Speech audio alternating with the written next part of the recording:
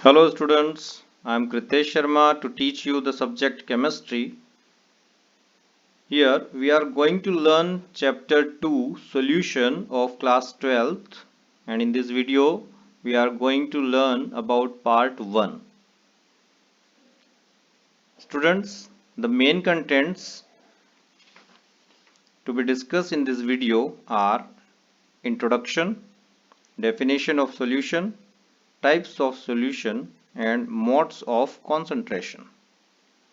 What is a solution? How can we familiar the word solution? Actually, it is a type of mixture. Have you seen solution in your daily life? क्या कभी आपने solution देखा है? There are so many type of solution in our general life, like blood, like different mixture of gases, or in our body also some type of solution in the form of hormones and etc. things. Alloy also will be the example of solution. So in this chapter we will discuss about different type of mixtures and solution also. Have you seen the slide that in normal life we rarely come across pure substances. Their utility or importance in life depend on their composition. The air around us is a mixture of gases, primarily oxygen and nitrogen. The water we drink contains very small amount of various salts dissolved in it. Our blood is a mixture of different components. Alloy such as brass, bronze, stainless steel are also mixture. So in this chapter we will consider mostly liquid solution and their properties. On the basis of this discuss, can you define the word solution now? Yeah. A solution is a homogeneous mixture of two or more than two components. Okay, so now we are familiar with the word solution. Then we seen the different type of solution in our general life. Okay, here I want to express something before you, that on the basis of different type of solvent phases there are so many type of solution. यहाँ इस table में आप लोग देखेंगे कि solution उनकी solvent की phase के आधार पर अलग अलग टाइप के होते हैं. जैसे अगर सॉल्वेंट सॉलिड हो तो सॉल्यूशन कहलाएगा सॉलिड सॉल्यूशन. उसी में आप देखेंगे कि सोल्यूट जो है वो सॉलिड भी हो सकता है, लिक्विड भी हो सकता है और गैस भी हो सकता है. अगर सोल्यूट सॉलिड हो और सॉल्वेंट सॉलिड हो तो सॉल्यूशन सॉलिड सॉल्यूशन कहलाएगा. उसके अलग अलग एग्जाम्पल हैं. एक एग्जाम्पल मैंने यहाँ पुट किया है, that is alloy. Alloy is the mixture of different type of metals, for example brass, bronze etcetera. अगर सोल्यूट लिक्विड है और सॉल्वेंट सॉलिड है तो भी सॉल्यूशन सॉलिड सॉल्यूशन कहलाएगा. उसका एग्जाम्पल है हाइड्रेटेड सॉल्ट्स जैसे copper sulphate, iron sulphate etcetera. और गैस के फॉर्म में सोल्यूट होने पर सॉलिड सॉल्यूशन कहलाएगा. उसका example solution of hydrogen in palladium. Means यहाँ पर पैलेडियम, निकिल और प्लेटिनम जैसी मेटल्स होती हैं जो अपनी सरफेस पर हाइड्रोजन गैस को एड्सॉर्ब करके रखती है. इस तरह की मेटल्स का यूज किया जाता है रिडक्शन के लिए. Next is liquid solution. कब होगा ऐसा? When liquid will be in the form of solvent और सोल्यूट में बी सॉलिड, लिक्विड और गैस. अगर सोल्यूट सॉलिड है तो लिक्विड सॉल्यूशन कहलाएगा. उसका एग्जांपल है, बहुत सिंपल सा एग्जांपल है, salt and sugar. Solution of salt and sugar in water. आपने जनरली देखा होगा अपने घरों में हम नमक और पानी का सॉल्यूशन बनाते ही हैं. इसी टाइप से if solute will be liquid then the example is solution of alcohol in water. और अगर गैस सॉल्यूट के फॉर्म में हो और सॉल्वेंट लिक्विड के फॉर्म में हो, जैसे एग्जांपल सोडा वाटर और कोल्ड ड्रिंक्स का लिया जा सकता है, तो यहाँ सॉल्यूशन लिक्विड होगा. सिमिलरली गैसियस सॉल्यूशन के लिए यहाँ देखेंगे सॉल्वेंट जो रहेगी वो गैस होगी. Means gas is in the form of solvent here. और सॉल्यूट जो है वो सॉलिड, लिक्विड और गैस हो सकते हैं. तो सॉलिड सॉल्यूट होने पर एग्जाम्पल बनेगा camphor in nitrogen gas. Liquid solute होने पर एग्जाम्पल बनेगा वाटर वेपर इन एटमॉस्फेयर। आपने देखा होगा बारिश के दिनों में ह्यूमिडिटी बहुत ज़्यादा हो जाती है। इसका रीज़न होता है वाटर वेपर जो रहती है वो बहुत ज़्यादा अमाउंट में हमारे एनवायरनमेंट में प्रेजेंट होती है, इसलिए वो ह्यूमिडिटी ज़्यादा बढ़ जाती है। अगर गैस सोल्यूट हो और गैस ही सॉल्वेंट हो तो भी गैसियस सॉल्यूशन कहलाएगा। इसका बहुत सिंपल एग्जांपल है हमारा एटमॉस्फेयर, क्योंकि इसमें अलग अलग टाइप की गैसेस हैं, जैसे नाइट्रोजन है, ऑक्सीजन है, और भी बहुत सारी गैसेस हैं, मीथेन है, कार्बन डाइऑक्साइड है। ये सारी गैसेस एक दूसरे के साथ मिला करके एक होमोजेनियस मिक्सचर तैयार कर रही है, तो हमारा एटमॉस्फेयर इसका सबसे बेस्ट एग्जाम्पल है। Next is modes of concentration. जब हम बात कर रहे हैं कि एक कंटेंट दूसरे कंपोनेंट्स में मिल रहा है, तो यहाँ एक वर्ड नहीं भूलना चाहिए जो कि है concentration. Now what is concentration? It is the amount of solute present in a fix amount of solution और सॉल्वेंट। जब आप एग्जाम्पल के लिए बात कर रहे हैं, नमक और शुगर को पानी के अंदर मिलाते हैं तो वहां पर आप देखते हैं कि एक स्पेशल टाइप का सॉल्यूशन बनता है जिसमें नमक और शुगर नहीं दिखाई देती, लेकिन वाटर के फॉर्म में दिखाई देती है। तो यहाँ पर सॉल्यूशन होता है, क्योंकि सॉल्यूशन की एक टेंडेंसी होती है वो ट्रांसपेरेंट ही होना चाहिए। So we are going to learn about different modes of concentration like strength. सबसे पहली चीज हम देखते हैं स्ट्रेंथ। स्ट्रेंथ को हम ग्राम पर लीटर में भी रिप्रेजेंट करते हैं। एक्चुअली स्ट्रेंथ होता क्या है? It is the amount of solute dissolve per unit solution और सॉल्वेंट इज कॉल्ड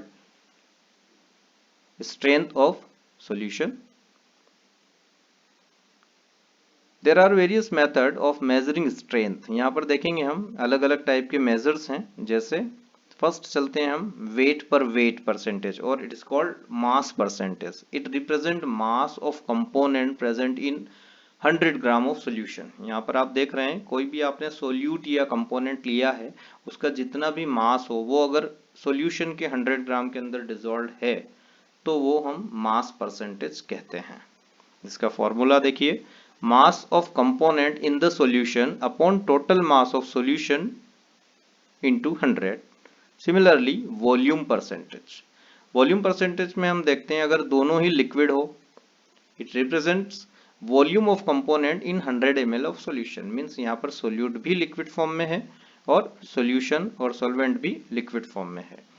जनरली आप देखेंगे मास परसेंटेज का यूज फार्मास्यूटिकल इंडस्ट्रीज में कैप्सूल्स, टेबलेट्स और पाउडर के फॉर्म में जो भी चीजें होती है कंटेंट उनके बनाने के लिए तैयार किया जाता है। इसी टाइप से वॉल्यूम बाय वॉल्यूम परसेंटेज जो रहता है वो डिफरेंट टाइप की इंजेक्शंस और अलग अलग टाइप की सिरप्स बनाने के लिए यूज किया जाता है। Formula: volume of component in this solution upon total volume of solution into 100। इसी टाइप से हम आगे बढ़ते हैं मास बाय वॉल्यूम परसेंटेज।